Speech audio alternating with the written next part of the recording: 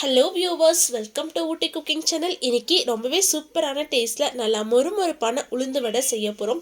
அதிகமாக டைம் எடுக்காமல் மிக்சிலேயே ரொம்ப ஈஸியாக உளுந்து வடைக்கு மாவு அரைச்சு அதிகமாக எண்ணெய் குடிக்காத ஒரு பெர்ஃபெக்டான உளுந்து வடை எப்படி செய்கிறதுன்னு பார்க்கலாம் வாங்க.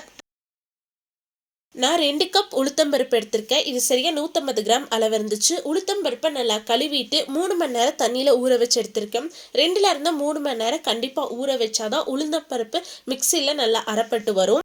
தண்ணி எல்லாத்தையும் வடிகட்டிட்டு இந்த உளுத்தம்பருப்பு ஒரு மிக்சி ஜாரில் மாற்றிக்கலாம். ஒரே டைமில் மிக்சியில் சேர்த்து அரைக்காமல் கொஞ்சமாக சேர்த்து அரைங்க. அந்த மிக்சி ஜாரோட பிளேடு வரைக்கும் தான் உளுந்து இருக்கணும். அப்போ தான் நம்ம தண்ணியை ஊற்றாமல் நல்லா கெட்டியாக உளுத்தம்பருப்பு அரைச்சி எடுக்க முடியும். அதிகமாக உளுந்து ஊற வச்சுருந்தீங்கன்னா 2 இல்லை 3 தடவை போட்டு நல்லா அரைச்சி எடுத்துக்கலாம். நீங்கள் ஒரே டைம் அதிகமான உளுத்தம்பருப்பு சேர்த்துட்டிங்கன்னா கீழே இருக்க உளுத்தம்பருப்பு மட்டும்தான் மிக்சியில் அரைப்படும். மேலே இருக்க உளுத்தம்பருப்பு அரைப்படாமல் அப்படியே இருக்கும். அதனால் அந்த பிளேடு வரைக்கும் மட்டும் உளுத்தம்பருப்பை சேர்த்து நல்லா அரைச்சி எடுத்துக்கோங்க. அதே மாதிரி மாவு அரைக்கும் போது 3 டேபிள் ஸ்பூனுக்கு மேலே தண்ணி சேர்க்காதீங்க. அப்போ தான் மாவு நல்லா கெட்டியாக அரைப்பட்டு வரும். மாவை நல்லா கெட்டியாக அரைச்சி எடுத்துகிட்டு வந்தாச்சு. நான் மொத்தமாகவே 3 டேபிள் ஸ்பூன் அளவுக்கு தான் தண்ணி சேர்த்து அரைச்சிருக்கேன். அதிகமாக தண்ணி சேர்த்து அரைச்சிங்கன்னா வடை அதிகமாக எண்ணெய் குடிச்சிரும். இப்போ இந்த மாவை வேறு ஒரு பாத்திரத்தில் மாற்றி எடுத்துக்கலாம். இது கூடவே 2 டேபிள் ஸ்பூன் அளவுக்கு அரிசி மாவு சேர்த்துக்கலாம். அரிசி மாவு சேர்த்து செய்யும் போது கடையில் சாப்பிட்ற உளுந்து வடை மாதிரியே மேலே நல்லா கிறிஸ்பியாகவும் உள்பக்கம் நல்லா சாஃப்டாகவும் இருக்கும். இது கூடவே 1 இன்ச் இஞ்சியை நல்லா பொடியாக கட் பண்ணி எடுத்திருக்கேன். கூடவே ஒரு கொத்து கருவேப்பிலை இலையும் நல்லா பொடியாக கட் பண்ணி சேர்த்துக்கலாம். ஒரு பச்சை மிளகாயை நல்லா பொடியாக கட் பண்ணி சேர்த்துருக்கேன். இது கூடவே ஒரு பெரிய வெங்காயத்தை நல்லா பொடியாக கட் பண்ணி சேர்த்துருக்கேன். வெங்காயம் ஆப்ஷனல் தான், உங்களுக்கு விருப்பம்னா நீங்கள் சேர்த்துக்கலாம். இது கூடவே பொடியாக நறுக்கின மல்லி இலை, தேவையான அளவு உப்பு சேர்த்துக்கலாம். கூடவே 1/4 டீஸ்பூன் அளவுக்கு பெருங்காயத்தூள் சேர்த்துருக்கேன். உளுந்த மாவோட நம்ம சேர்த்த பொருட்கள் எல்லாத்தையுமே நல்லா கலந்து விட்டுருங்க.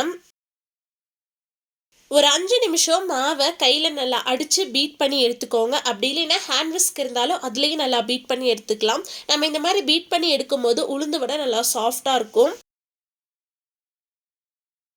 வடை செய்யறதுக்கு மாவு ரெடியாக இருக்குது. கூடவே ஒரு கப்பில் தண்ணி எடுத்து வச்சுருக்கேன். நம்ம தண்ணி தொட்டுட்டு உளுந்த மாவு எடுத்தோம்னா மாவு கையில் ஒட்டாமல் இருக்கும். கையில் லைட்டாக தண்ணி தொட்டுட்டு கொஞ்சமாக மாவு எடுத்து கையில் உருட்டிட்டு சென்டரில் ஒரு ஹோல் போட்டுட்டு நம்ம டைரெக்டாக எண்ணெயில் போட்டு பொரிச்சு எடுத்துடலாம். ரெகுலராக உளுந்து வடை செய்கிறவங்களுக்கு இந்த ஸ்டெப் ரொம்ப ஈஸியாக இருக்கும். ஆனால் எல்லாருக்குமே மாவை கையில் உருட்டிட்டு டைரெக்டாக எண்ணெயில் போட்டு உளுந்து வடை சுடுறதுக்கு வராது. நம்ம எல்லார் வீட்லேயுமே இந்த மாதிரி பால் கவர் இருக்கும். இதில் லைட்டாக தண்ணி தொட்டுட்டு கையில் திரும்ப தண்ணி தொட்டுட்டு மாவை எடுத்து லைட்டாக தட்டி விட்டுட்டு சென்டரில் ஒரு ஹோல் போட்டுட்டு நீங்கள் டைரெக்டாக எண்ணெயில் போட்டு பொரிக்கலாம். இந்த மாதிரி செய்கிறப்போ ரொம்பவே ஈஸியாக இருக்கும். உளுந்து வடையும் பார்க்குறதுக்கு ஒரு அழகான ஷேப்லையும் இருக்கும். ஒவ்வொரு தடவை மாவு எடுக்கும் போது கையில் தண்ணி தொட்டுட்டு எடுங்க, அப்போ தான் ரொம்ப ஈஸியாக இருக்கும்.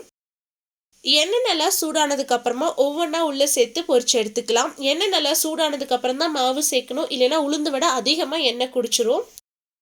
ஒருவேளை நீங்கள் உளுந்து மாவு அரைக்கும் போது மாவு கொஞ்சம் தண்ணியாக ஆயிடுச்சுன்னா நீங்கள் அதில் மைதா மாவு சேர்த்து கலந்துக்கலாம். ஆனால் மைதா மாவு சேர்க்காமல் செய்யும் போது தான் உளுந்து வடை ரொம்ப நல்லா டேஸ்டாகவும் கிறிஸ்பியாகவும் இருக்கும்.